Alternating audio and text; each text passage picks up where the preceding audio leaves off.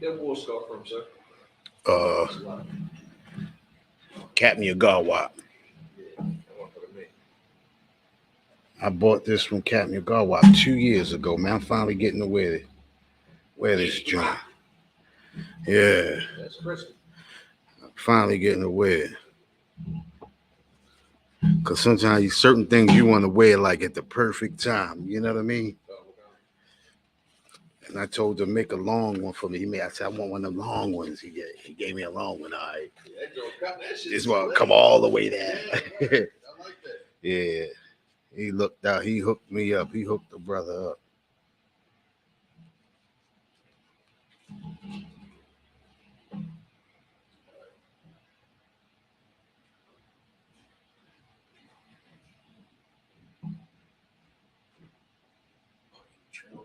Mm-mm.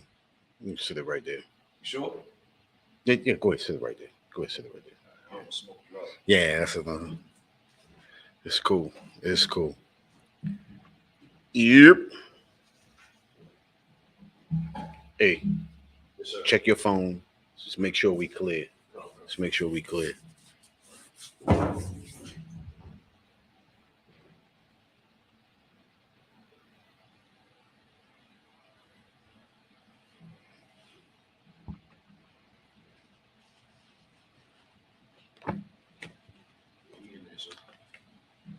We in there?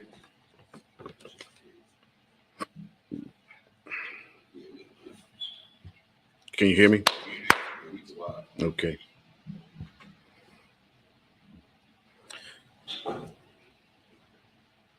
All right. Clap it up. All right. Clap it up.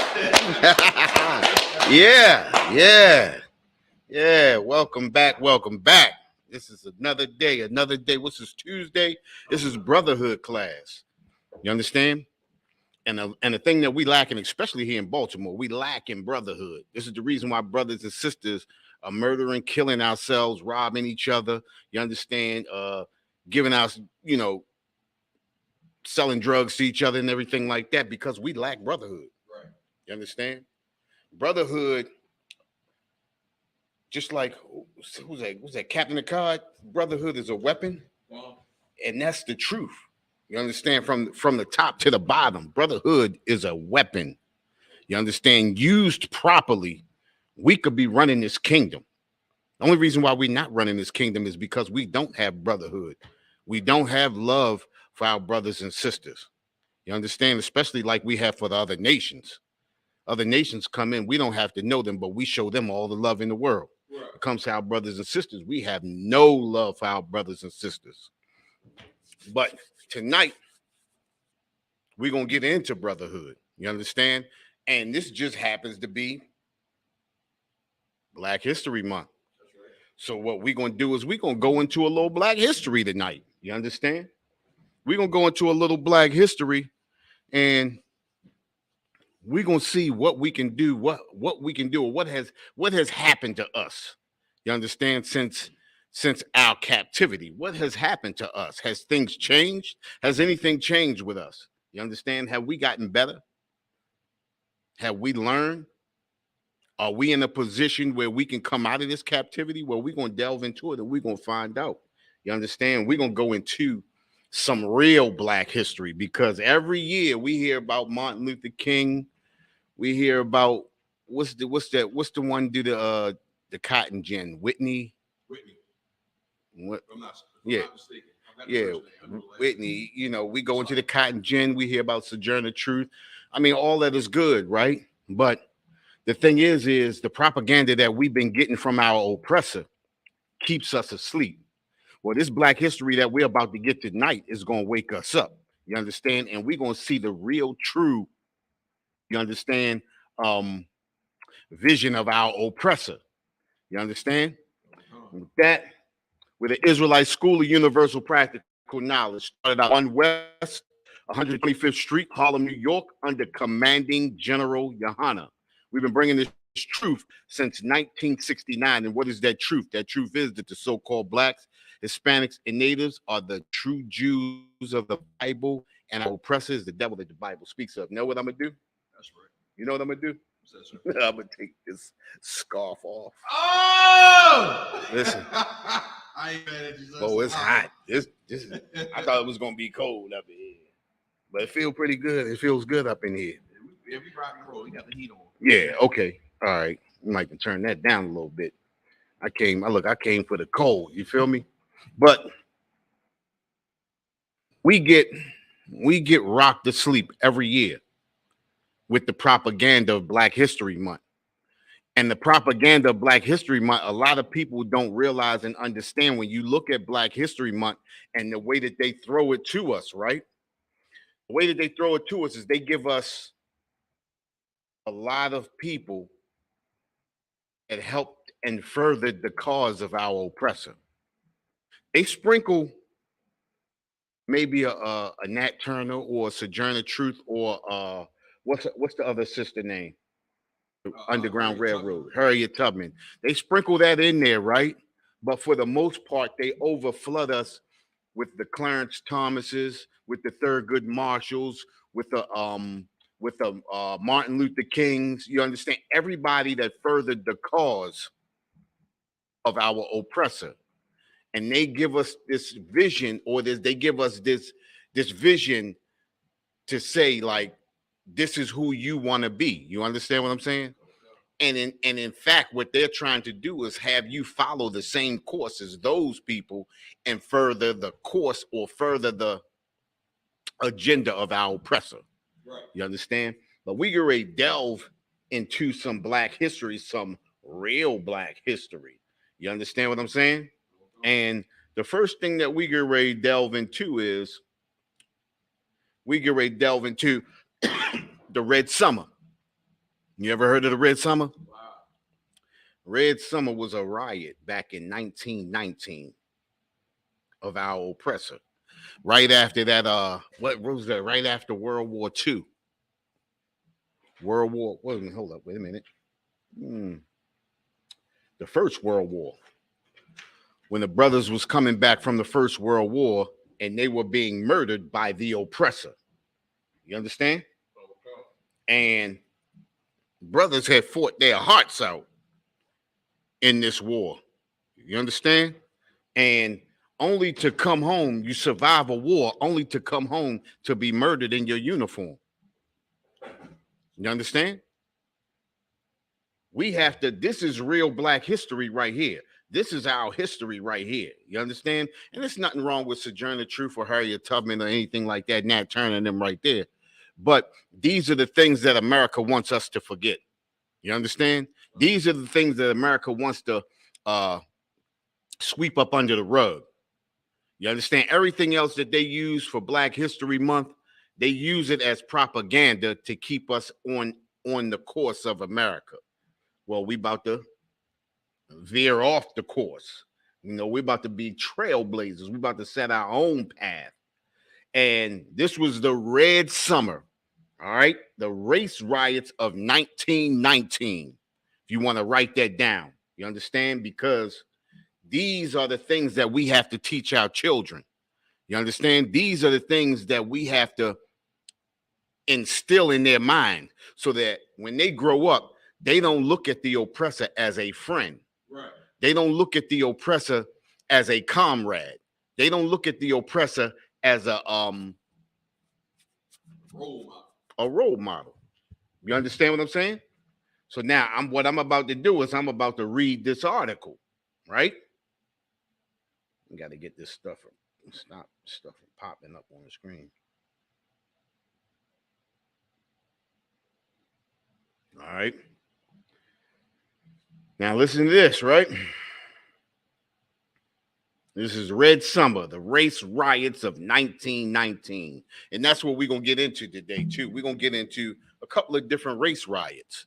There were many race riots in America. You understand?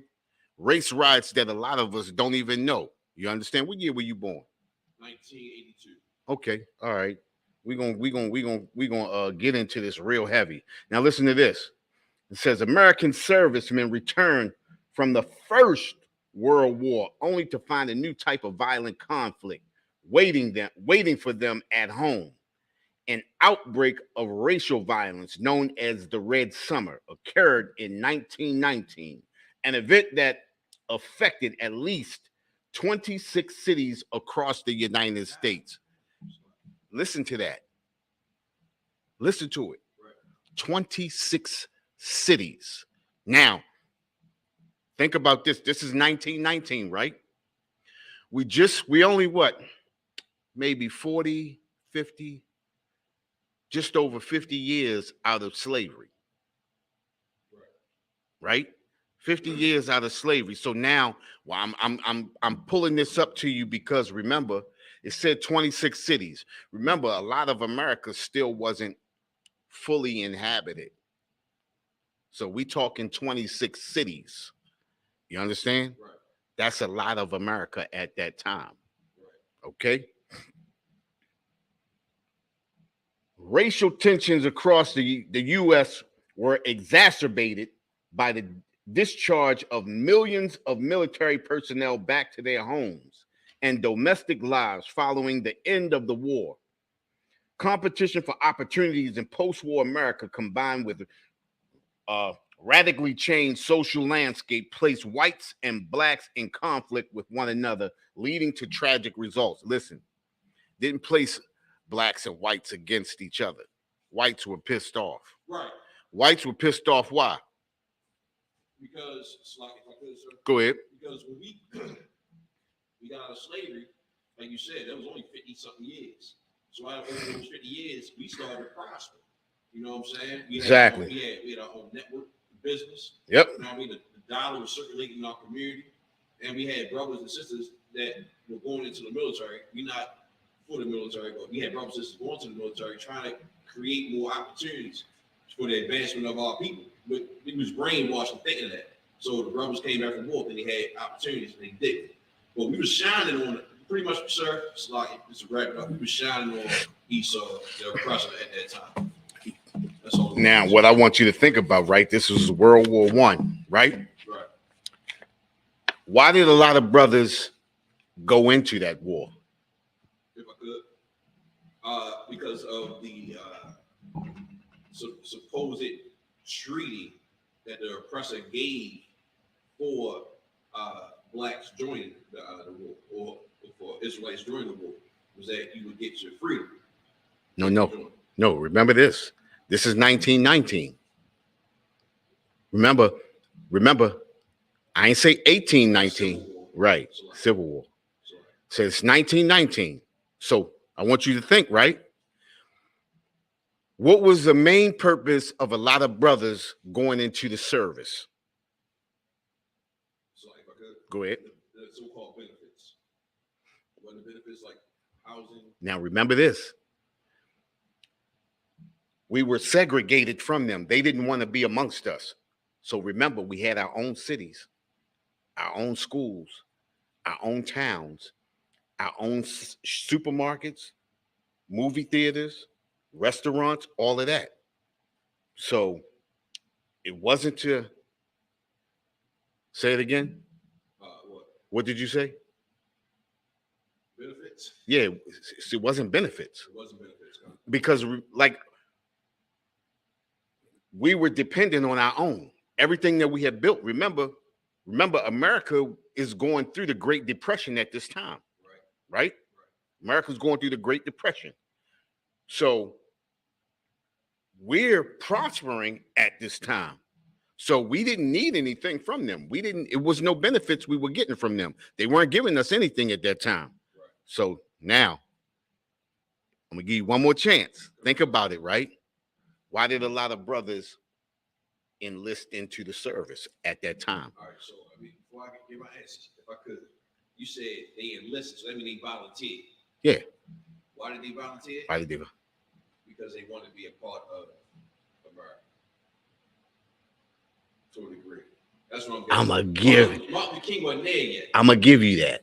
Oh, both sides. I'm gonna give you that. The purpose of them joining that service was to get the respect of America, to get the respect of white America, to earn the respect. Brothers felt like if they went into the service and they got through that war and they came home in that uniform, white people would respect them more or give them some kind of respect. You understand what I'm saying? And basically, it's what we do today, right? We go into white corporations, we go into white businesses, and we try to fit in to get the respect of the oppressor. You understand what I'm saying? We do things not to benefit ourselves, but to gain the love and respect of the oppressor. Right. But the whole time the oppressor is benefiting off of us. You understand? Because when they go into World War I, when they go into the Civil War, when they go into World War II, who's on the front lines? So-called blacks and Spanish. Exactly. You understand? That's not respect at all. Right. You understand? That's a benefit. They're benefiting from us. We are not benefiting from them. When it's time to show respect to a dead soldier, black soldiers don't get respect. Right. You understand? I mean, think about it. It happens today. Listen, the scriptures say there's no new thing under the sun, right? We keep falling for the same thing. So what's going to happen? The same thing. You understand? So now listen. It says World War I intensified the Great Migration, the mass immigration of African Americans from the rural South to the industrial North and Midwest in hopes of escaping the poverty and discrimination of Jim Crow laws. By the summer of 1919, approximately 500,000 African Americans had resettled in northern cities. In many cases, northern whites, many of them newly arrived immigrants themselves, did not welcome black newcomers. Did you hear that? No. What did I just say? The key word was northern whites. No. Oh, that was a word, right? But the key word was newly arrived immigrants themselves. These were whites that were not from America. Right. Newly arrived immigrants. How can a newly arrived immigrant treat you like garbage? Well, I mean, look at it. Look at what's going on now. We said there's no new thing under the sun, right? What are the Africans doing to us? What are the East Indians doing? What are the Ukrainians going to be doing? What are the Afghans going to be doing? What are the Arabs doing? What are the Asians doing? You understand? Listen, we give our all to every other nation on the face of this planet, but we don't give our all to our own people. How do we give our all to our own people? Tell me, tell me, how do we give our all to our own people? Just like if I could. Go ahead. The only way we can is if only way we can give our all to our own people is if we take away what we give to other nations. As far as our love and our respect and charity and our generosity, common customs and courtesies. That's the only way we can. You know, we gotta ration that from them and give it to our own people. No, we ain't gonna ration. We taking it all. Like, take it all. Take it all. We don't ration. You understand? You can't, because in rationing, you're still giving them. We're taking all of it. What did Christ say? The children have to eat first. It is not meat to take the bread from the children and feed it to the dogs. Right. You understand? We got to feed our own people first. You understand what I'm saying? And that's the problem with us as so-called African Americans. We don't feed our own first. We feed all the other nations, and then whatever we have left, then we feed ourselves. And this is the reason why we're starving. You understand what I'm saying? Thanks to Martin Luther King and integration. See, integration has totally destroyed us. You understand what I'm saying? Integration has totally destroyed us, and every day we can see it more and more. You understand? We look at a situation just like the Red Summer of 1919. Our people were prospering. We didn't go into the war. We didn't go into World War I because we were poor. We didn't go to World War I because we were unfortunate, but we went into World War I because we wanted to get admiration of our oppressor. We wanted our oppressor to look. We wanted our oppressor to look down on us with a smile. You understand what I'm saying? And this is what happens when you're looking for the love of your oppressor. Your oppressor will always look down on you. This is why we don't look for love from the oppressor, right? Nor anybody from any other nation. We look for the love from our own people. And this is the reason why we give the love for our own people. This is the reason why we show brotherhood the way we show it. You understand? This is the reason why we do things for our people the way we do it. You understand? Now think about it, right? What's that? In 2017, I wasn't doing this. I saw brothers doing it. I saw something good. You understand what I'm saying? I heard the right thing and I came in just like you did. At one point in time, we were all on the outside looking in. You understand? And we have to show that brotherhood to our brothers, and eventually they'll come around and they'll come around and they'll come around. And next thing you know, we'll be showing the love to our brothers and sisters and taking that love from these other nations. This is how we got to do it. A lot of people say, well, how we going to do it? This is the way you do it. Because it has to start somewhere. You understand? It got to start somewhere. And the problem with us is we can't get started. Well, here in the Isupk, we started in 1969. That's right. You understand? And it started with a few brothers. And look at what we got now. You understand? And the ball is rolling and the snowball is getting bigger and bigger and bigger. You understand? Let's get into this article right here. Matter of fact, hold up for a minute.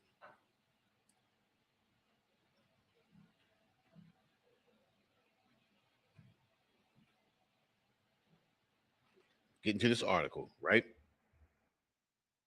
When the war ended, many returning servicemen resented that their vacated jobs had been taken, particularly by African American Black laborers already suffered from a negative reputation in the white working community for their use as a low-wage earning strike breakers or scabs, who would keep factories in operation while the employees went on strike.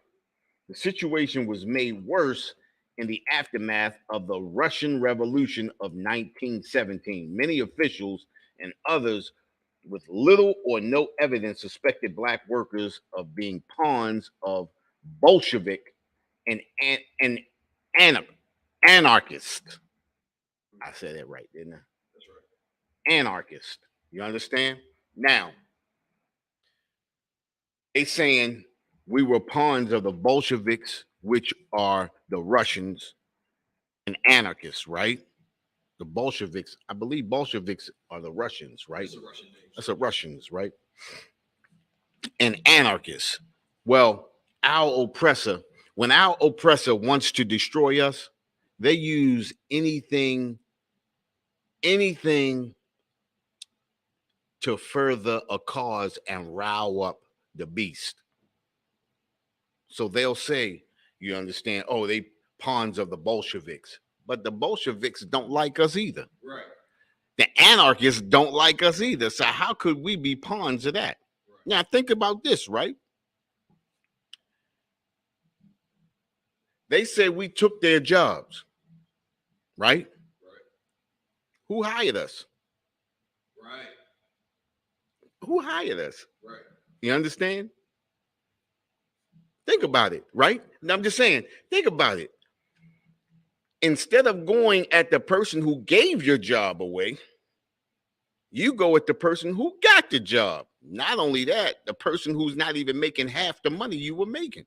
Right. Right. So now let's roll back a little bit further, right? They had labor unions back then too, right? Why were the labor unions created? So if I could, remember, sir, the labor unions were created to hold down the minority immigrant Europeans, right? That came to the Americans that were good at crafts, like plumbing and architecture and concrete and all that stuff. The who? No. I said you said I heard the plumbing, the architect. Oh, so yeah, the unions were created for the immigrant minority Europeans, right? So like the Italians, the Irish, right, and so forth. That's what the unions were created for. It wasn't for so-called blacks, Hispanics, Native Americans. Nah. So we had a comment. Go ahead. Ramak. Go ahead. What Ramak say? Tell me what Ramak said. He said to protect the white man's job. Ah, Ramak got it. Ramak got it. Listen, check this out. You were half right. Wasn't Europeans, it wasn't immigrant Europeans, right? They created the labor unions because right after, remember, during slavery, all of your, what do they call them?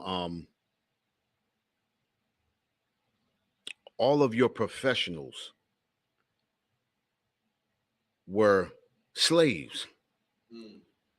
Slaves were your carpenters. Slaves were your architects. And see, this is another thing too, right? That we have a misconception of. They always tell us that slaves couldn't read, but slaves had to read a blueprint. Right. Slaves had to be able to count and calculate. Slaves were the builders.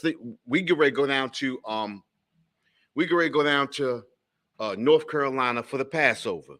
Well, on one of the Passover commercials, Commanding General Yohanan and the other generals and a couple of other captains and brothers went into there, and they showed one of the places that one of the buildings that the slaves built, and Commanding General Yohanan said they built it without nails. Right. But if you could have seen the construction of it, that's not a person that can't read. Right. That's not a person that has no understanding. This is a person that understands, knows how to build. These are professionals. So the plumbers, the carpenters, the all of the builders, the bricklayers, all of them were artisans. They were considered artisans. So when the slaves were freed, you understand? All of the artisans or professionals were the slaves, the newly freed slaves. So what the oppressor did was, because all of the newly freed slaves were doing all of the building across the United States, and no oppressor could get a good job because all of the professionals, because they were lazy and didn't want to do the work, now you just made a whole bunch of professionals. Right. So they were getting the job. So our oppressor created the labor unions to block the slaves or the newly free slaves from getting those jobs. You understand what I'm saying? So the first labor unions were all white labor unions, so that the so-called Negro could not get a job. He had to be in the labor union to build. You understand? He had to be in the labor union. And if you're black, you can't get in the labor union. You understand? So this is where those labor unions, this is where the labor union started from. You understand? So they use that to push us back. You understand? But we still had to rely on our own. And this is how we build our own cities. We built our own cities. So by that time, all across the United States, by 1921, that's when they begin to burn down and tear up all of the black cities and towns. You had what? You had Rosewood, Seneca Village, what you had Black Wall Street. You had that was Rosewood in Florida, right? It was I had a couple of them written down. It's a whole mess of them. You understand what I'm saying? And they slowly but surely destroyed all those cities and towns. You understand? Not because you understand we were stealing their jobs, but when you're going through a Great Depression like our oppressor, what else can you do? Either kill us or kill yourself. You understand? They do a little bit of both. You understand? But let's get back into this, right? Matter of fact,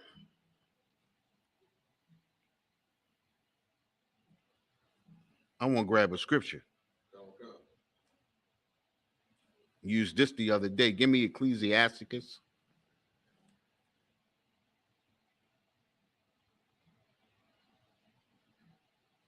Chapter 13, verse 16. Come on, sir. The book of Ecclesiasticus, chapter 13, verse 16. All flesh consorteth according to kind. Say that again. All flesh consorteth according to kind. It says all flesh consorteth according to kind. What does that mean? It means that we work with each other. We deal with each other. Right. According to who we are, to our nation. Right. So, exactly. You understand? And that's the propaganda of the United States, one big melting pot. You understand? We all got to come together. We all got to get along. That's the problem with us. We believe that motto. No other nation believes that. I mean, think about it, right? How often do you see the Asians coming in to join in with us? Right. I mean, how often do you see the Arabs doing it? You understand? Think about this too, right? How often do you see Asians coming out to vote? No. Arabs coming out to vote? No. Because it's not about voting. They smart. You understand? It says all flesh consorteth according to kind.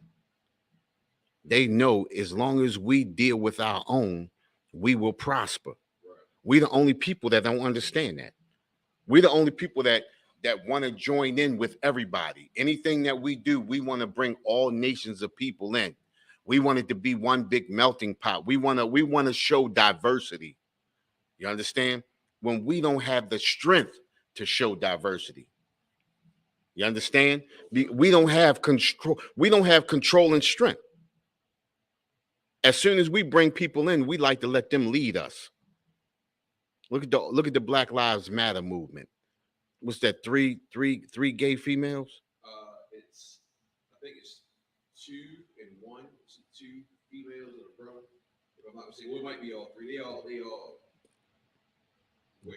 Yeah, but over top of them, it's an oppressor. Definitely an oppressor. You understand? You start a movement and then you put somebody else over top of you.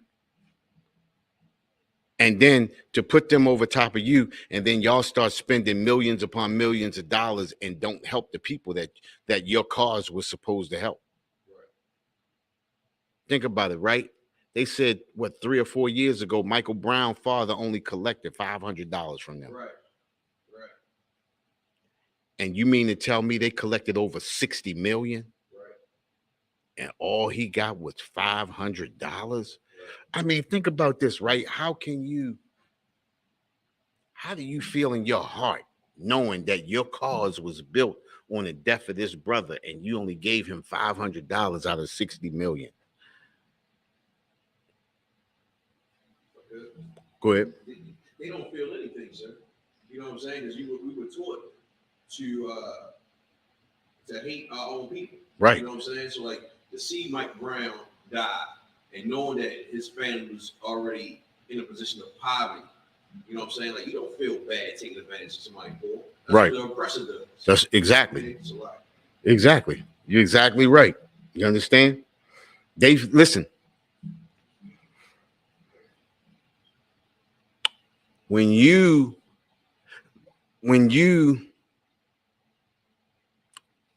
put yourself in the oppressor's space, you see things as the oppressor sees it. You understand? So if your oppressor hates you, then you're going to hate you, and you're going to hate anybody that looks like you. You understand? This is just how life is. You understand what I'm saying? It's just like I used the analogy out on the street before. It's just like the Borg. Just like the Borg on Star Trek: The Next Generation. The Borg comes in, the Borg wipes out planets, destroys the and you don't to the Borg that destroys you. Right?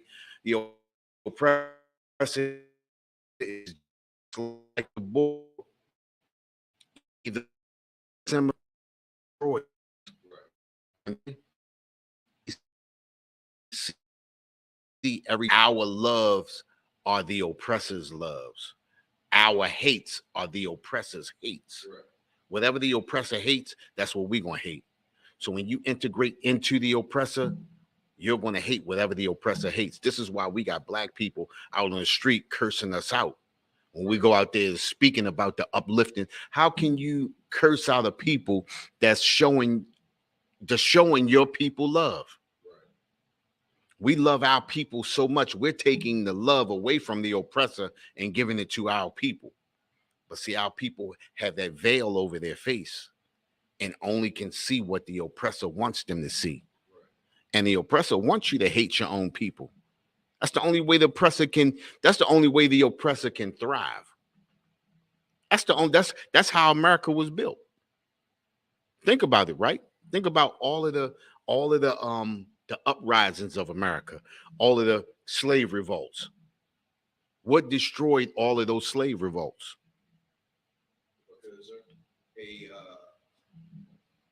You got it. I was the one that said a code.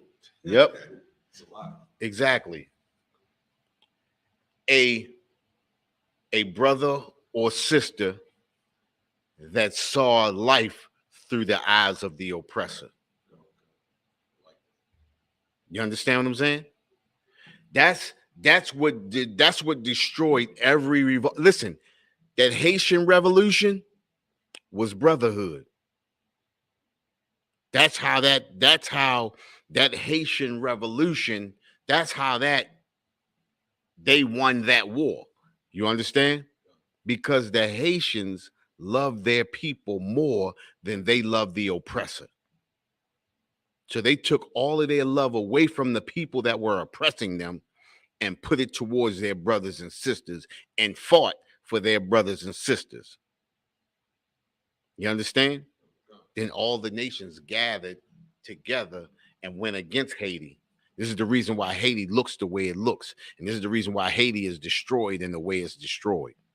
But our brothers and sisters don't understand that we have the power to destroy America just like America has destroyed Haiti.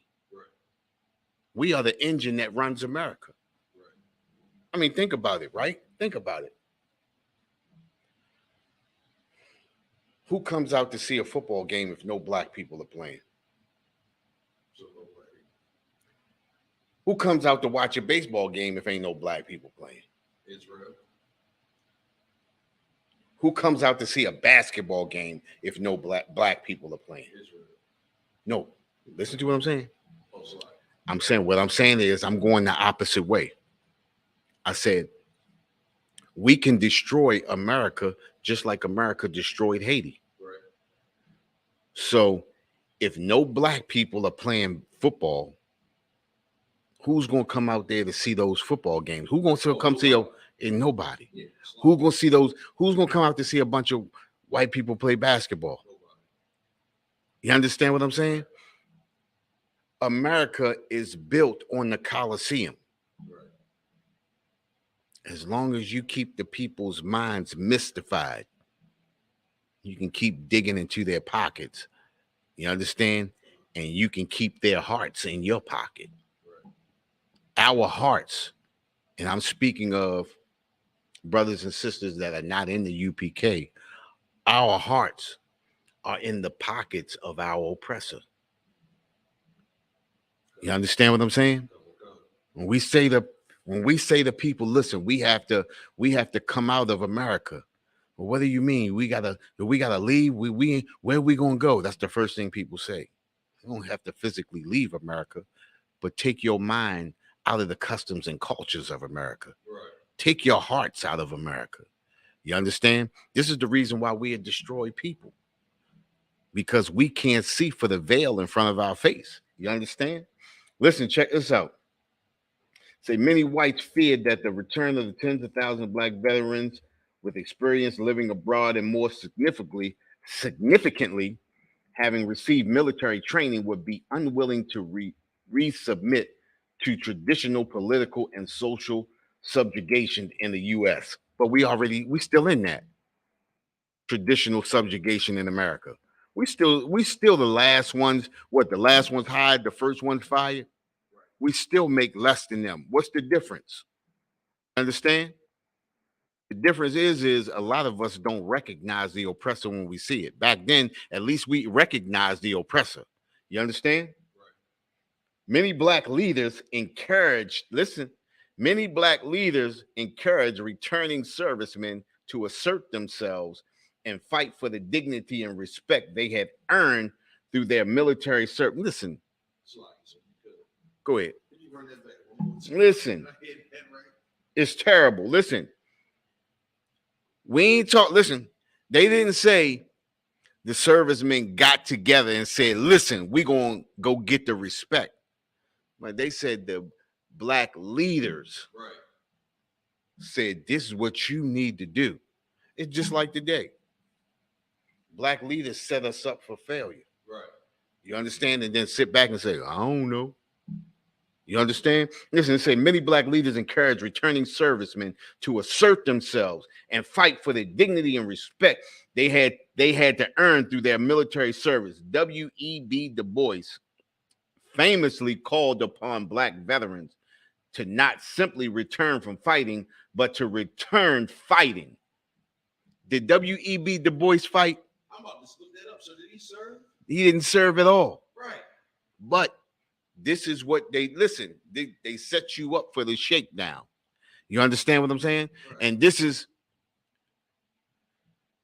go to First Maccabees, chapter 1 and 11. I know we go to this one all the time too, but listen. Go to First Maccabees, chapter 1, verse 11. You understand? It's the book of First Maccabees, chapter 1, verse 11. In those days went there out of Israel wicked men. Remember that? Listen, in those days went there out of Israel wicked men. Listen, W.E.B. Du Bois called upon black veterans to not to simply return fighting, but to return fighting. Listen, did W.E.B. Du Bois go out there and fight? No, he didn't. But this is what our black leaders do. They talk trash and then step to the back of the pack. Right. You understand?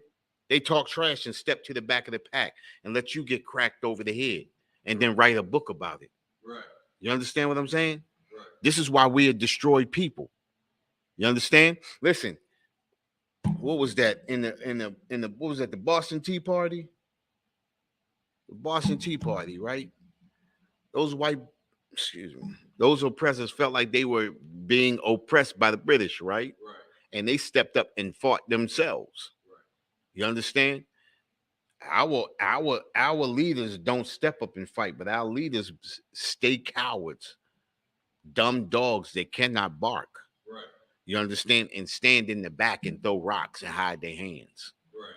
You understand? And then, like I said, write books in the end. You understand? We have to separate ourselves. We don't have to fight anything. What we have to do is stop fighting for America.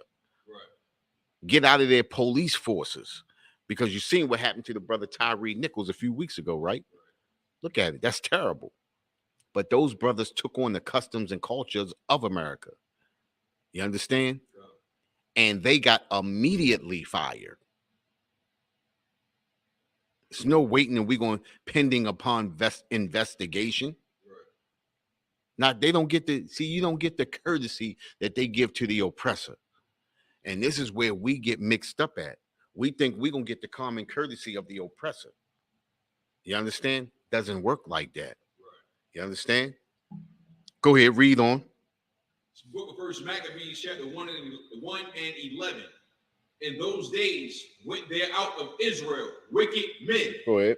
Who persuaded many. Who what? Who persuaded many. See what I'm saying? You hear that? W.E.B. Du Bois persuaded many. You understand? He ain't going to stand and fight. Right. But they'll persuade many to throw them out up under the bus. And then, like I said, they'll turn around and write a book about it. Right. You understand? I bet you how many books Creflo Dollar got? How many books T.D. Jakes got?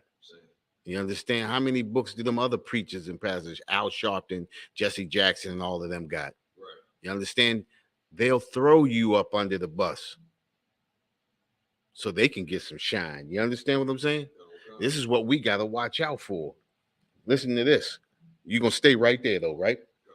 Many black leaders encourage returning servicemen to assert themselves and fight for the dignity and respect they had earned through their military service. W.E.B. Du Bois famously called upon black veterans to not simply return from fighting, but to return fighting. Many black veterans were mistreated and in some cases attacked while in uniform. Lynchings increased from 64 in 1918 to 83 in 1919. Listen, I think the number's too low. I believe it's more than that. You understand what I'm saying? Brothers was getting murdered and lynched. When that Great Depression started to hit, our oppressor got frustrated. It was way more murders than that. I'm sure of it. They're not going to give you the real history. They had to give you a little bit, but they're not going to give you everything. They ain't going to tell you. Think about it. They still finding the bones of native children under these boarding schools. Right. You understand what I'm saying? Think about it. And that was undocumented. It was documented, but they ain't document the murders. Right. You understand? Think about it, right? It says it mistreated. Black veterans were mistreated, in some cases attacked while in uniform. Lynchings increased from 64 in 1918 to 83 in 1919. Membership in the revived Ku Klux Klan, reborn after D.W. Griffith's 1915 film, The Birth of a Nation. I got that on DVD. I got it on DVD. It's incredible. Yeah, the first one, The Birth of a Nation. When the chick act like she didn't want to be touched by a black and then just jumped off the side of a cliff before anyone would ravage her. You understand? I'll jump off the side of a cliff. And in seeing that, that revived the Ku Klux Klan to go out there and do what they do, because now they had a cause, as opposed to they had something to veil the hate that they really had for blacks in America. You understand? Blacks, Hispanics, and natives, because none of us were left out. Right. You understand? Remember, they still destroying the native Indians to this day. It's still destroying the Hispanics to this day. They still murdering us to this day.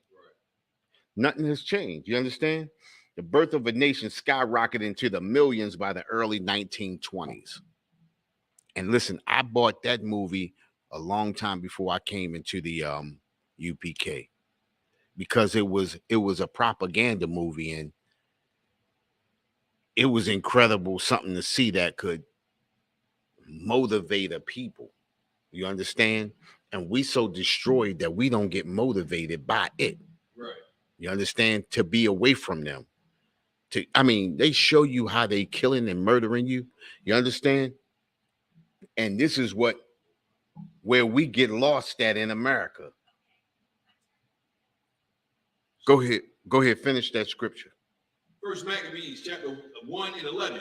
In those days went there out of Israel wicked men.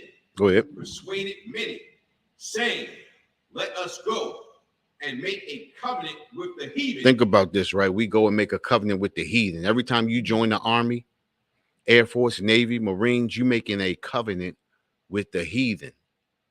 You know how many sisters get raped every year in the armed services? Right. It's incredible. And we still got sisters joining. What can a sister do on the battlefield? Right. You understand? What can a sister do on the battlefield but die? A sister die. That's a woman who won't kick out any warriors now. Right. You understand what I'm saying? That's a sister, if she make it home, gonna be told. You understand? No good. Just break 2 or 3 times in the service. How she gonna be messed up coming home? Right. You know, trust saying sister's home. Go ahead, finish that.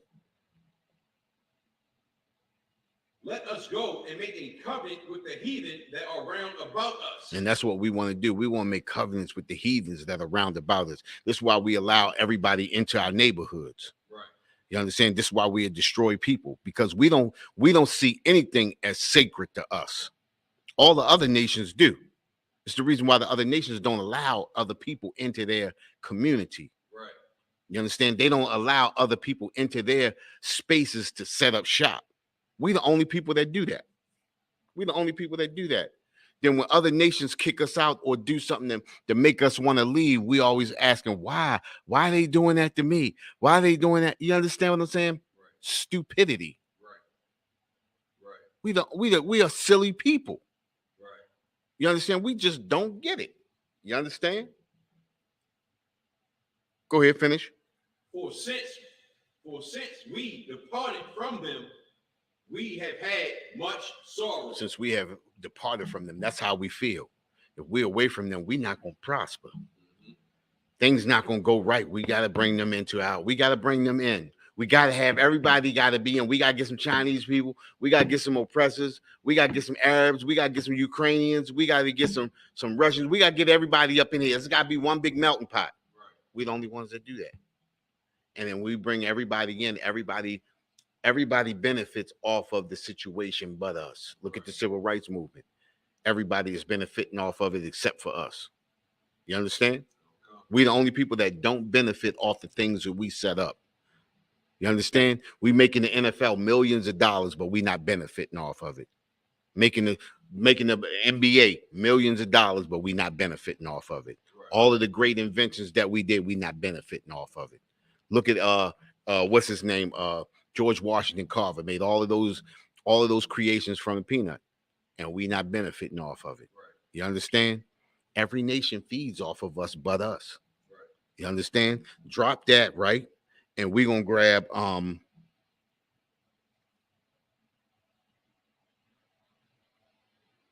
Micah chapter 4, verse 11.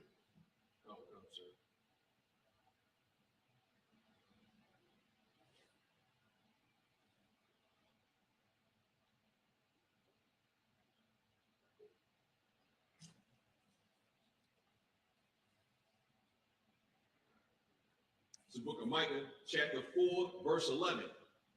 Now also many nations are gathered against thee. Say that again. Now also many nations are gathered against thee. It says, now also many nations are gathered against us. Listen, we have to understand that what's Zephaniah 2:1 says, gather yourself together, ye gathered together, O nation I desire, right? We have to understand that we are a nation of people that are not desired. You understand? It says, now also many nations are gathered against thee. Listen, if we come together, there is no nation that can defeat us, no matter how many nations that there are. You understand? We got to come together and we have to be over these nations. That's the only way that this earth is going. This is the only way we going. What am I trying to say? We're gonna have a foothold. You understand? The only way we have a foothold is if we come together with our own people. That's it. You understand what I'm saying? The only way we come to listen, it says, now also many nations are gathered against us. Most High is letting us know that all these nations are against us. So if everybody is against you, we have to come together and we have to be against them. You understand? Somebody can't be against you and you can't be against them. Or you lose. You understand? If somebody is against you, but you're not against them, you're going to lose. Right. In whatever endeavor. You understand? So if these nations are against us, then we have to gather together and we have to go against these nations. I'm not talking physically going out there shooting guns and all of that, fighting and all of that. But if nations don't allow you to come into their neighborhoods and build and prosper, you can't allow them to come into your neighborhood to build and prosper. What do I mean by that? What I'm talking about is when these nations come in with these stores, you can't patronize them. You can't give your money to them. Because at the end of the night, that money gonna creep right out of your neighborhood, right into their neighborhood. You understand? That's what happens. You understand? Many nations are gathered against us. Think about it. These nations that come into our neighborhoods, they smile all in your face. But if you ever happen to go through one of their neighborhoods, they look at you with a smirk on their face, like you're not supposed to be here. Well, that's how we got to look at them. They not supposed to be here. Right.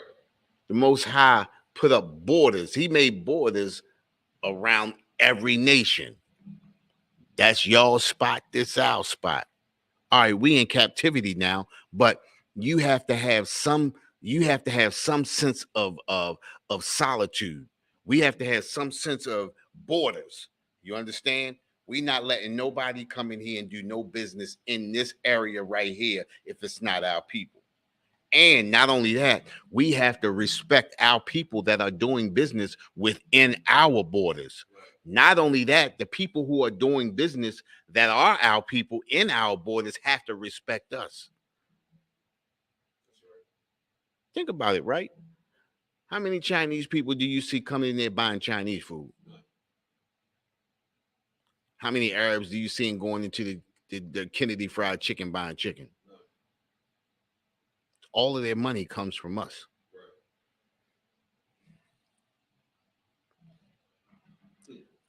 Yeah. Go ahead, finish that. This book of Micah, chapter 4:11. Now also many nations are gathered against thee. Go ahead. That say, let her be defiled. Let her be defiled. Let her go up against her God. You understand? Let her show that iniquity against her God. Long as we defile, as long as we doing what the Most High tells us not to do, you understand? We stay defiled. We stay weak. You understand? And the Most High stays against us. Go ahead. And let our eye look upon Zion. Look at their eyes now looking upon Zion. Look at the millions of dollars that the NBA is getting. Look at the millions of dollars the NFL is getting. Look at the millions of dollars that BET is getting. Look at the millions of dollars that every shopping center in our neighborhoods is getting. Their eyes are looking upon Zion. They looking upon us because they know they gonna make their meal ticket off of us. You understand? We got to understand that we are the prize, but we belong to the Most High. Right. So the only way we prosper is if we come back to them laws, statutes, and commandments. That's it. Follow directions. Mama used to smack me in the back of the head and say, "Follow directions." You understand? That's what we're getting right now. We're getting smacked in the back of the head. Follow the directions. It's hard for a lot of us. You understand? I'm going to drop that. I got another article right here, right? Now, that article that we did, that was for African Americans, so-called African Americans. And I got one for the natives, right? And you know what scripture I want you to grab, right? I want you to grab Psalms 55. Psalms 55, 19 and 20, I believe, right? Don't read it yet. Just grab it for me, right?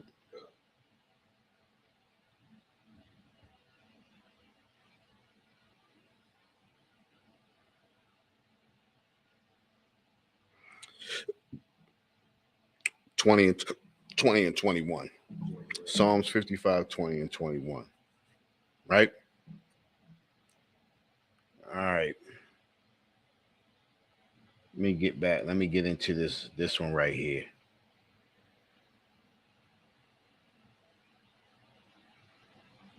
Let me grab the other one, not that one.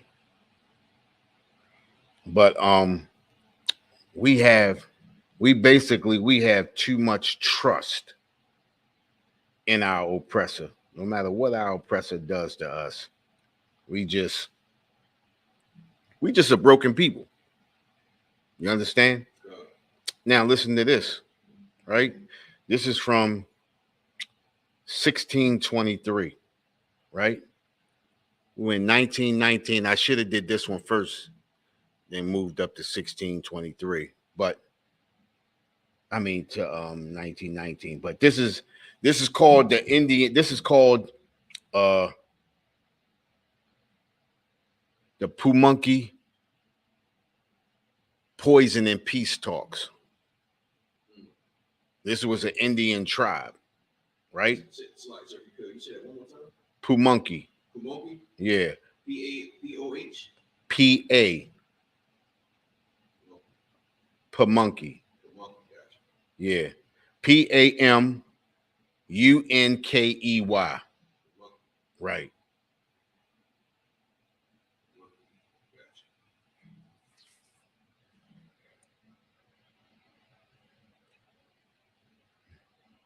Got that? Okay. I'm ready to read this, right? Listen to this. In May 1623, Captain William Tucker led English soldiers from Jamestown to meet with Indian leaders here in Pamunkey territory.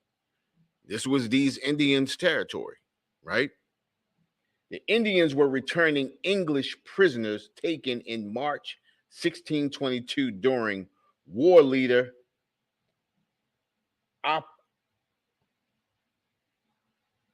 Opekana,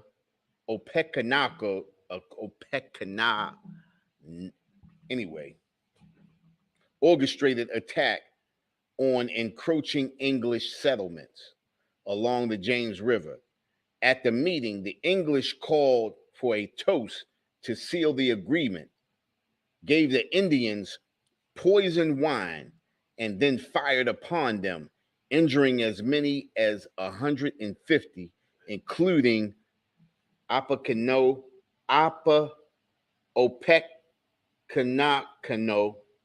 and the chief of the Kiskiak, the Kiskiat. The English had hoped to assassinate Opek, who was erroneously reported as having been slain. They succeeded in 1646. Now, that was not the whole story, right? They came in looking for peace, right? To get back captured prisoners that were not, tortured or anything like that. Boom. Peace talks. They poisoned the wine that they gave them, killed over 200 natives, and then murdered the rest of them, beating them with sticks and clubs, shooting them with guns and stabbing them and all of that. They came in, got them drunk, and murdered them. You understand? This is our oppressor at his finest. Right. You understand? This is the reason why the Bible tells us what? Never trust thine enemy. You understand? And this is what we have a problem with. This is the reason why we still in captivity in America, because we too trusting of a people. We really think that America is going to give us civil rights. They've broken every peace treaty. They had over 177 peace treaties with the Native Indians. And they said they still breaking these peace treaties to this day. How can we possibly trust a people like that? How? You understand? Think about it, right? These people come in and they trying to give you back your prisoners and make a peace treaty. And during the peace treaty, you poison the wine, kill over 200 of them, and then bludgeon and murder the rest of them. I never even heard of Pamunkey, the Pamunkey tribe. They probably killed them all off. You understand what I'm saying? I think I did a class on this last year. You understand what I'm saying?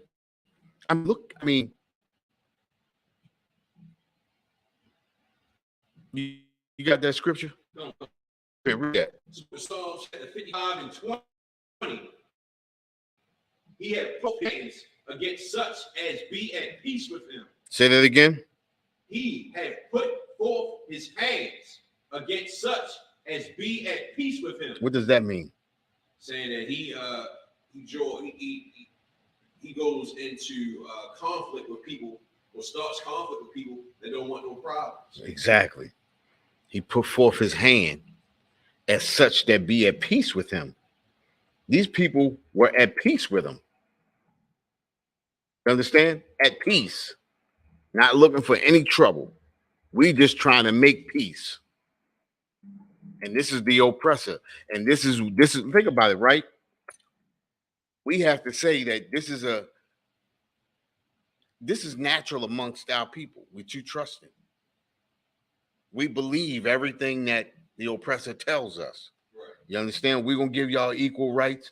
Oh, don't worry. Somebody's going to pay. You know what I'm saying? Oh, he killed who? Oh, yeah, somebody's got to do. Oh, don't worry. We're going to let the justice system run its course. Right. You understand? We fall for that all the time. Right. The justice system. We won't let the justice system run its course. Well, yeah, now we're going to get some justice. And we always say that. We're going to get some justice. Did we get justice for Mike Brown? Wow. Did we get justice for Alton Sterling? No, sir. Did we get justice for what's the brother's name that got killed by the Asian? By who, sir? The Asian. I forgot the brother's name. I know you're talking about. Yeah, you understand what I'm saying? Listen, this is the problem with us as a people. We too trusting. We like to believe everything that we hear, right? Right. And every time the thing that we hear doesn't come into fruition, well, better luck next time. Well, we're going to get them next time. It's going to work the next time. We just got to keep fighting. We just got to keep going. We got to keep going. Go ahead. If I could. You know, that comment you just made, right? Right. That's the mindset that we're indoctrinated with at a young age, especially brothers that play sports. You know what I mean? Be a good sport about it. Don't be a sore loser. Be a good sport. Right. You know what I'm saying? But the oppressor don't gotta be a good sport. He can be a sore loser and kick your teeth in if you lose a football game. And you think about this too, right? Think about this. You know, you're totally right? Think about this. The oppressor is always the one to say you got to be a good sport. Right. But as soon as they lose, they mad as hell. Right? They don't have to be, just like you say, they don't have to be a good sport.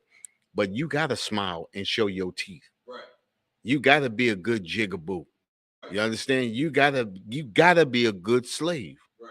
You know, that's the only way that that's the only way that this relationship gonna work. Right. Only one of us can be evil and angry. Right. You understand? But you are not that one. Right. You gotta suffer in silence. You gotta show your teeth. You understand? Like what's his name? Show your teeth. Steve Harvey. You understand? You got to show your teeth. You understand? All your gums and teeth. Man, I ain't even gonna say that. I don't want to say that, but he pisses me off. Right. You understand? He makes us look bad as black people. You understand? You gotta go for the bag. You gotta chase the bag. It's about the bag. You understand? Forget about your brothers and sisters dying. Forget about your dignity. Forget about your morals. Right. It's about the bag. He'd do anything for a bag. He'd be in a monkey suit, scratching his butt for a bag. He already doing that. You understand? And then we got so many people that respect him for that. That's how you know we'll destroy people, because other cultures won't do that. Other cultures won't put up with that. You understand? Look at this. It say, at the Pamunkey peace talks, Virginia colonists secretly poisoned the wine, which kills Powhatan's leaders and 200 Pamunkey people. Additionally, 50 Pamunkeys are physically murdered. Physically murdered. Right.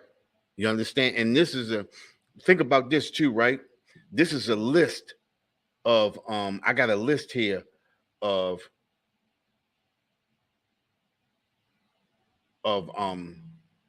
Indian massacres starting in the 1600s. You understand? Mm-hmm. And it's damn near as many as we had slave revolts. You understand what I'm saying? Listen, they did not take it easy on the Native Indians. You understand? They did not take it easy on them. Okay? Go ahead. Psalm chapter 55 and 20. He had put forth his hands against such as be at peace with him. You got that. Go ahead. He hath broken his covenant. How many covenants did he have? 177. Over 177 covenants. And he broke them. He broke them all. And he's still breaking them to this day. Go ahead. Verse 21. The words of his mouth was smoother than butter. See, that's where we get caught up at. Them words coming from his mouth. Give it some time. You understand? Right. They're going to come around. We're going to come around. Listen, we got to keep going. We got to keep trying. You understand? We got to come together as a nation. Right. You understand? It can't be just one of us. It's got to be all of us together. That's what happened at the Tower of Babel. All the nations come together under, what was that, Nimrod? Under Nimrod, an African. And now we coming together under the oppressor. Right. You understand? I mean, we destroyed. Every time we turn around and we come together under somebody, we end up under somebody. Right. That's just the way it is. You understand? Right. Drop that, right? Go ahead. No, finish that. I'm sorry. Finish that. Book of Psalms, chapter 55 and 21. The words of his mouth were smoother than butter. Go ahead. But war was in his heart. And war is in his heart. Listen, no matter what he says, the oppressor has war in his heart. Right. It's nothing can change that. This is just the way the Most High made him. Right. You understand? It's nothing that can change him. Go ahead. His words were softer than oil. His words lull us to sleep. All you have to do is vote. Get out and vote. You understand? Listen, if you vote for me, I got you. Words are smoother than oil. Go ahead. Yet were they drawn swords. He got a plan. He got a plan to destroy us. You understand? There is nothing worse than the oppressor making a promise, because you know if he makes a promise, he's going to break that promise. Right. You understand? We know that. We know that from history. Think about it. Us in America, how many promises has the oppressor made to us, and how many promises has he kept? A lot and none. It's a lot. Exactly. You understand? Now, I'm gonna drop that. Now I'm going to our Hispanic brothers. Okay? Going to the Hispanic brothers. If you want to, you can pull this up. I don't know if you can pull it up on it. You can pull it up. Yeah, Zoot Suit Riots. Yeah. The Zoot Suit Riots. You ever see Malcolm X? No. Movie with Denzel Washington? No. You seen that movie? Yes, sir. You remember who was the brother he was with in that movie? Spike Lee. That's it. I don't know why I couldn't remember his name. Spike Lee. I don't know if you remember that part when him and Spike Lee was walking down the street and he was doing that little slick walk and he was walking to the side. Yeah, when he was walking to the side like that, the suit that he had on, that was a Zoot suit. Okay. That's a Zoot suit with that big brim hat and the hat be tipped to the side. You got the shoulders come out like that. Then the legs real wide, baggy wide at the bottom. That's a Zoot suit. It's wide, and then it tapered down to the bottom. That's a Zoot suit. That was Hispanics was famous for that. That was their joint. They was the catalyst for the Zoot suit. You understand what I'm saying? That was their thing. That's what they was known for. Having the little chain hanging out the pocket, out the joint like that, and you know what I mean? That was their thing right there. They had swag. You understand what I'm saying? That's how you know they are brothers, man. They had swag, and they had the brothers doing it too, you know. But I'm gonna read about this. It's the Zoot Suit Riots. You pulled that up? All right, look, it says a series of conflicts that occurred in June 1943 in Los Angeles between U.S. servicemen and Mexican American youth, the latter of whom wore outfits called zoot suits. The zoot suit consisted of a broad-shouldered draped jacket, balloon leg trousers, and sometimes a flamboyant hat. That was the zoot suit. If you didn't have a hat, you ain't have a zoot suit. Right. You didn't have a jacket, you didn't have a zoot suit. You didn't have the pants. You had to have all three of them. That's what the zoot suit. If you watch the cartoons, the old cartoons back in the day, they show the wolf, and the wolf had the joint, the hat on there. That was a zoot suit. Yeah. Made him a wolf too. You know? Exactly. Yeah, they got undertones on all of that. You understand? But that was a zoot suit.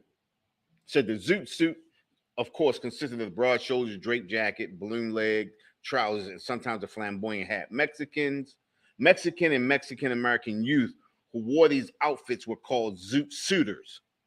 These individuals referred to themselves as pachos. I think I'm saying that right.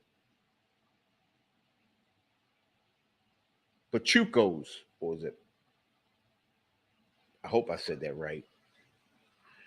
A name linked to the Mexican American generation's rebellion against both the Mexican and American cultures. Right? Prelude to the riots. Pressure related to the U.S. involvement in world. See that? Listen. Every time something happened, it's always after a war. The Civil War, World War I, and in World War II, they always destroying things after a war. You understand? And it's always destroying stuff that we got. Right. You understand? Pressure related to U.S. involvement in World War II contributed to the racial. Think about this. Let me stop. The Vietnam War. What did they do after the Vietnam War? But that's when the heroin and everything hit our neighborhoods. You understand what I'm saying? All these wars. What was the Cold War with Russia? That's when crack came in at 85, Ronald Reagan. Right. You understand what I'm saying? It's always during a war. Go ahead. If I could. Now, if you looked at how you broke that down, right? After the wars, you got to think, before they hit us with the drugs, we was chilling by ourselves. Mm-hmm. So we was building. Right. So in order for the oppressor, the slave master, his population of peons to feel safe, you got to dumb down the competition. So what they hit us with the heroin. Right. They hit us with the cocaine. You get what I'm saying? So like that was their way of not having a rebellion like the Zoot Suitors, right, or any other rebellion from the slaves. Exactly. You know what I'm saying? So like, listen, you're exactly right. You understand? And just like this war that's going on now, we have to keep these exact ideas in mind. We have to remember, you know what I mean, how our oppressor is. Our oppressor has particular trademarks. You understand? He has a what am I trying to say? He has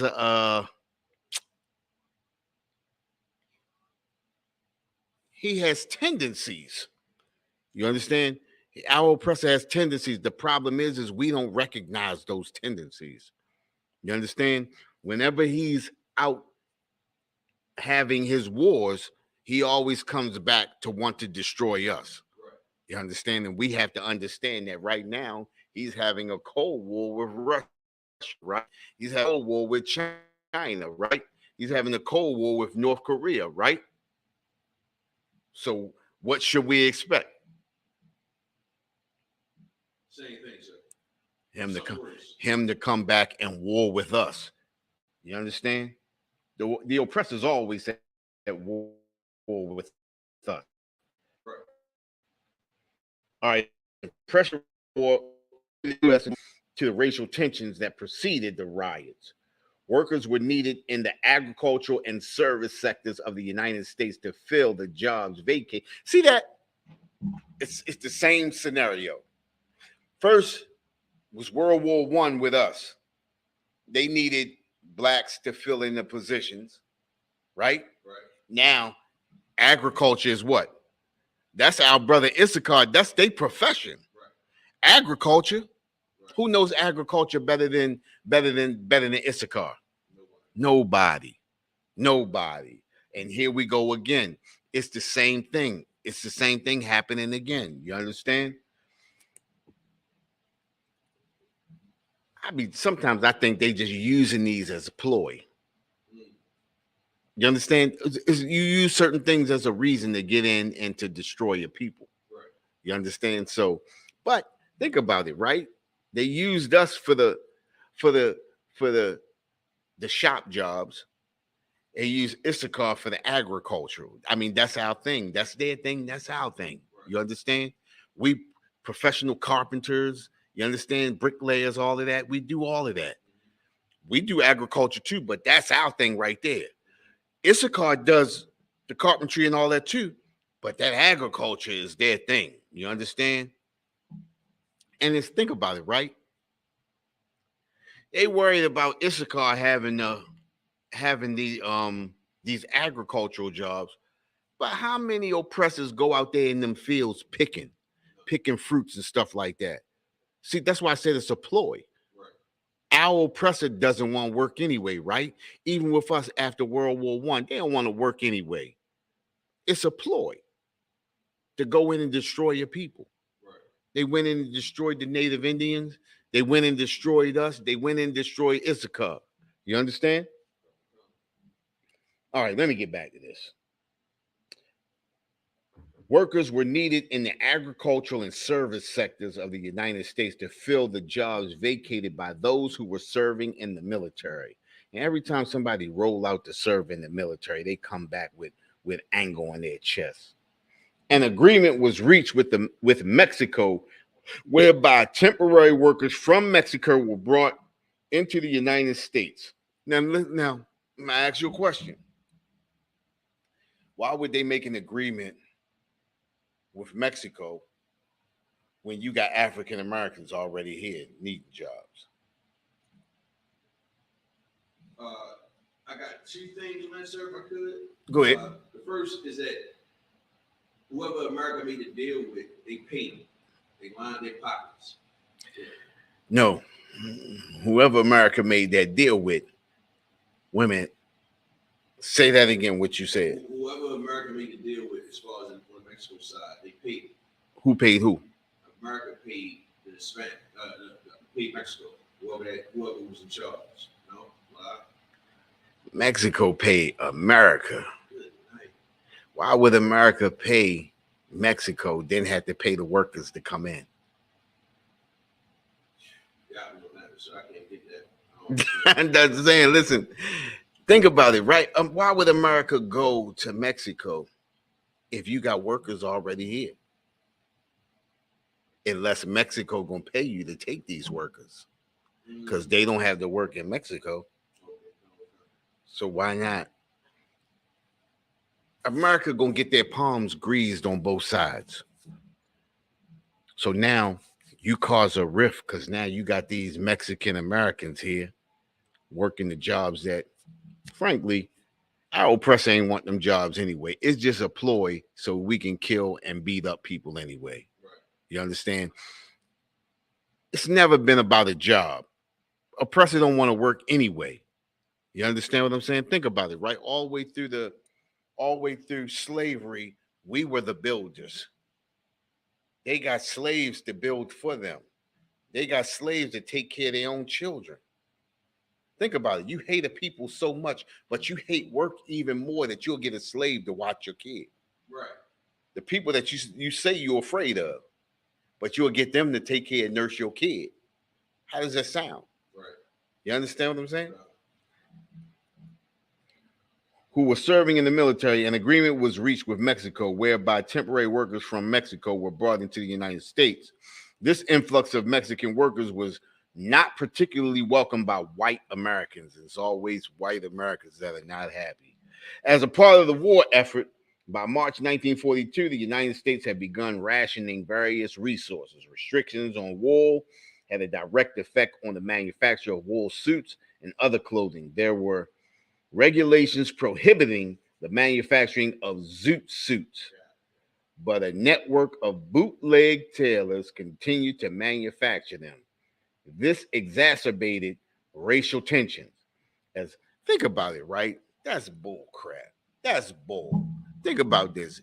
If you coming home from a war, is you worried about what somebody wearing? Right. You understand what I'm saying? Just what they wearing makes them stand out and let you know that we are Mexican Americans. Right. That's it. Ain't got nothing to do with the wool. Oh, because they using all that wool. We could have used. Where was you? Let me ask you a question. In the wool, where you going to use the wool at? For blanket? A blanket. Right. A blanket. That's it. You understand? Did they have a shortage of blankets? They don't never say they had a shortage of blankets. Right. You understand? None of that. Right. Listen, this is the richest nation on the face of the earth. A ploy. You understand what I'm saying? A lot of this stuff that's in here, think about it, right? This is a part of the war effort. Oh, this is a war effort. We got to stop using wool. We got to stop using steel. We got to stop using wood and everything else. You understand what I'm saying? Right. The United States had begun rationing various resources. Restriction on wool had a direct effect on manufacturers of wool suits and other clothing. There were regulations prohibiting the manufacturing of zoot suits, but a network of bootleg tailors continued to manufacture. So they didn't lock up the tailors, though, right? Right. As Mexican American youths wearing the zoot suits were seen as un-American because they were deliberately ignoring the rationing regulations. The zoot suits riots are commonly associated with the Sleepy Lagoon murder, which occurred in August 1942. Listen, the Sleepy Lagoon, as it was nicknamed, was one of the larger reservoirs outside the city of Los Angeles. On the night of August the 1st, 1942, zoot suiters were involved in a fight at a party near the Sleepy Lagoon. The next morning, one of the partygoers, Jose Diaz, was dead. There was public outcry against the Zoot Suiters, fueled by local tabloids citing concerns about juvenile delinquency. California Governor Colbert Olson used Diaz's death as the impetus for a roundup by the Los Angeles Police Department of more than 600 young men and women, most of whom were Mexican Americans. Several of the Zoot Suiters who were arrested were tried and in January 1943 convicted of murder. However, many people denounced the circus atmosphere of the trial. The attacked the verdict as a miscarriage of the justice. The conviction of the Mexican American youths were later reversed on an appeal in October 1944. Listen, they know exactly what they be doing. That's just the roundup to encage, just like I said, 600. Think about it, right? It wasn't even that many people out there fighting. Right. But you rounded up 600. The party wasn't even that big. Right. You understand what I'm saying? It wasn't even that big. And then this was think about it. Jose Diaz. Zoot Suiters wasn't fighting Zoot Suiters. Zoot Suiters was fighting white Americans. Right. So a Zoot Suiter died. So you round up all the Zoot Suiters. Right. Not the white Americans. And then you tried Zoot Suiters for a Zoot Suiter's death. Right. This is just the oppressor. You understand? Think about it. The riots began on June 33rd, 1943, after a group of sailors stated that they had been attacked by a group of Mexican American Zoots. Get there. Do you hear that? Right. You hear that? Listen. Sailors. Who attacks the sailors? Nobody. You from out of town. Excuse me. You from out of the country. You attack a sailor, a United States sailor? That don't even sound right. Even the lies are just, think about it. I mean, come on now. This don't even sound right. So like, sir, if I could. Go ahead. And I served in the Esau military, and when we came home from Iraq, we were some violent bastards. Right. We got in several fights and brawls at clubs and goddamn Denny's and all that garbage. But who was you? Oh, I was a nigga out of my mind. No, you was a nigga. I was definitely a nigga. No, what I'm saying is you got in a fight because this is what niggas do. Right. Okay. Who attacks white sailors in uniform?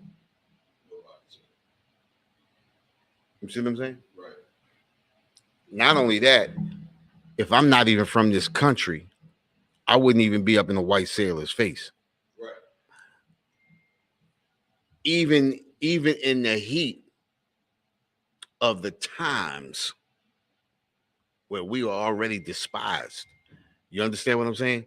We already despised. So it doesn't even make sense. Right. You understand? Listen, let's go to that Micah 2:10.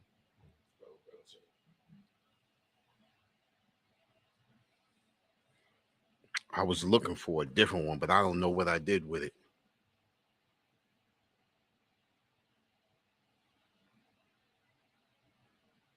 Before you do that, right? Let's grab that Proverbs 29:2 first.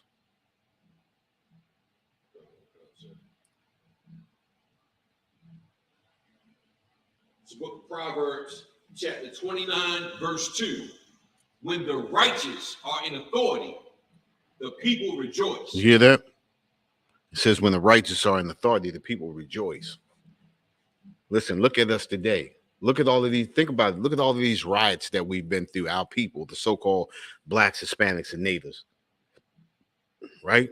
It's a riot after a riot after a riot after a riot. Have you ever heard of the Move riot? The Move group? 1985. Right? They dropped a bomb on one house that destroyed 3 neighborhoods. Right. You understand? No regard for the life of our people. Right. They said how many people died in that? I don't recall, but I know there were some children that they kept the remains. They said only 11 people died. But how do you destroy close to 60 houses and only 11 people died in that house? Right. You mean to tell me what, nobody else in none of them other houses? Right. They wouldn't even know, because they probably killed families. Right. Where, you understand what I'm saying? In 1985, do you know where I was at in 1985? I was coming out of high school, and I knew nothing about that. But we ain't had an internet. Right. We only had local news. So if it wasn't here, you didn't hear about it. It wasn't until I got older. I mean, older, before I even heard a glimpse of this. You understand? And I'm saying to myself, we run in the streets like everything's sweet, not knowing that we still at war with these people. Right. You understand? All of these race riots, monkey poisonings, you understand? Zoot suit riots, Red Summer of 1919. These people hate us. Right. You understand? They hate us as a people, and we hate us as a people. We got to start showing the love. That's right. You understand? This is the reason why we are destroyed people, and every nation knows that we are destroyed, and this is the reason why they take advantage of us. Right. I mean, think about it, right? I mean, look at this. This has got to be the stupidest article written I've ever seen. I mean, it doesn't even make sense. And then, like, you look at the time that this is in, and you have a nation of people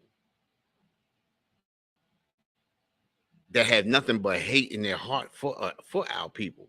Why would our people sit and attack these people? Right. But this is the article that they wrote. And they took, listen, this says, where we at? It said, go ahead, finish reading that. No, sir. It's the book of Proverbs, chapter 29 and 2. When the righteous are in authority, the people rejoice. And that's where we need to be at. We need to be in authority so that the people can rejoice. This is the reason why we destroy. Go ahead. But when the wicked bear rule, the people mourn. And that's where we at right now. We mourning because the people who are ruling are wicked. You understand? Drop that and go back to the one that I said before. Micah 2 and 10. But look at this. Let me know when you get it, right? But it says right here, it says, think about it, right? As a result, on June the 4th, a number of uniformed sailors chartered cabs and proceeded to the Mexican-American community, seeking out the Zoot Suiters. What occurred that evening and in the following days was a series of conflicts. Listen, they drove there. They had no fear. Why wouldn't you have fear? Because you know these people never attacked you. You know they are not an attacking people. You understand? It says, the following days was a series of conflicts, primarily between servicemen and Zoot Suiters. Many Zoot Suiters were beaten by servicemen and stripped out of their Zoot suits on the spot. The servicemen sometimes urinated on the Zoot suits. Right. Come on, man. Or burned them in the streets. One local paper printed an article describing how to de-zoot a Zoot Suiter, including directions that the Zoot suits should be burned. It says the worst of the rioting occurred on the night of June 7th when thousands of servicemen and citizens prowled the streets of downtown Los Angeles attacking Zoot Suiters, as well as members of a minority groups who were not wearing Zoot suits. See, it's just a part of them. War is in their heart. It says, what does it say? What does it say? The scripture we were reading before. The words of his mouth. Smoother than butter, but war is in his heart. War is in their heart. They make it seem like the Zoot Suiters attacked them. So now you going on a 3 or 4 day prowl, going through their neighborhoods, just destroying them. These are evil people. They evil bastards. Right. Go ahead, read that scripture that you got. Okay. It's the book of Micah, chapter 2, verse 10. Arise ye and depart, for this is not your rest. You heard that? Arise ye and depart, for this is not your rest. We got to understand that this is not our rest right here. We get too comfortable in America. We too comfortable being here. You know what I mean? So comfortable that our people are selling out our own people. You understand what I'm saying? Okay. We get comfortable. It says, arise ye and depart, for this is not your rest. We too comfortable in America. Right. We too comfortable in the customs and culture. We too comfortable in this homosexuality. Right. We too comfortable in this murder, this drug culture. These not even our culture. You understand? Yeah. Go ahead. Because it is polluted. It's polluted. You understand? It's polluted. It's nothing but destruction here. You understand? Ain't nothing. It's nothing good can come out of polluted place. Right. You understand? It can only further destroy us. Go ahead. It shall destroy you, even with a sword destruction. Even with a sword destruction. I mean, the worst at the worst. You understand? We just a destroyed people. But what was we talking about in the beginning, right? We got to come back to these laws, statutes, and commandments. Right. We got to gather ourselves together. We got to come together with our own people. You understand? Right. And as long as we come together with our own people, we can come up out of this. Right. But as long as we stay divided and doing our own thing, this is what we're going to suffer through. You know? And with that, the Israelite School of Universal Practical Knowledge started out of 1 West 125th Street, Harlem, New York, under Commanding General Yohana. Been bringing this truth since 1969. And what is that truth? That truth is that the so-called blacks, Hispanics, and natives are the descendants of the greatest people that ever walked the face of this earth. And the Bible identifies us as the true biblical Jews of the Bible. With that, I'm going to turn the class over to Priest Officer Nadarwan.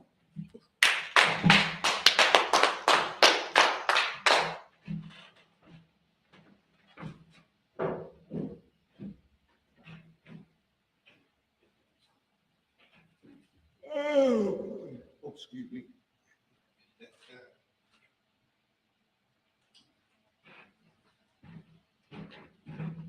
Yeah, let's clap it up again one more time for Officer Mathum, man. Priest Officer Mathum. Always got a well of information on a Tuesday Brotherhood class, man. All right. Security announcements. We the ISUPK out of 1 West 125th Street, Harlem, New York, under Commanding General Yohana. New rules for brothers and sisters. When a new brother or sister comes into the school, they are off limits for 6 months. They are to be saluted only. They are here to shed themselves to the world. After 6 months, if a brother or a sister if a brother or a sister has an interest in a particular person, he or she must get permission from the head to speak to a brother or sister. There is another 6 months in which the brother or sister will court each other. After this 6-month period, the brother or sister will get permission from the head to marry, ties, which is a commandment. You can find this in Numbers 18 and 21 at Malachi 3, chapter 3, verse 8 through 10. Means 10th in Hebrew and is pronounced ma'asharah. 10% of every penny of any increase the Lord gives you, give to the treasury department or teacher. Priest fund. Free will offering for priests, not mandatory. Whatsoever amount you would like to give. Upcoming holy convocations. We got the Feast of Purim. And that is, it's Sunday, March 5th. All right. And after that, we got the Passover, April 1st. You understand? Down in Raleigh, North Carolina. Make sure you suit up and boot up. Pay your $200 to get to the event. You understand? It's mandatory. All right. Reminder to all Akim and Akwathiam to check on social media such as isupk.com, Facebook, Twitter, YouTube, and so forth for ISUPK events and materials. If a brother wants to be a trooper in the school, then he should start wearing all black, which includes black boots, shirt, pants, headbands, or scarf. With that, men of Israel, mighty. give one courtesy salute to the teacher. Ma'am Shabbat, Almighty, Barak, Yahweh Ba'Shem Yahweh Shah Barakatah. How was the top? Class dismissed.